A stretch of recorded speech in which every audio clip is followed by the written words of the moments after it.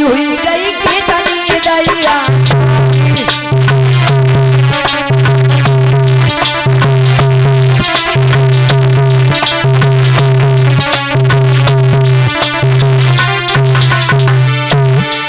अरे हंस के बोला कंसराज से आई।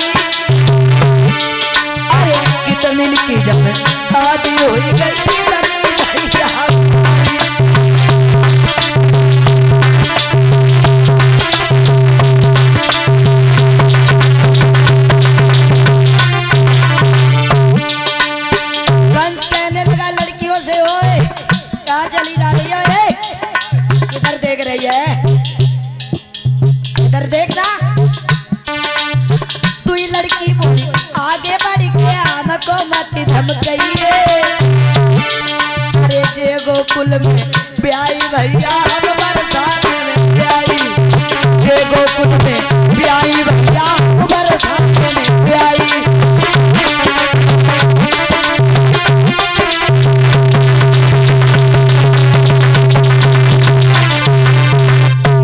18 साल का हुआ, 18 गुंडों को साथ में लेकर के चला जा रहा।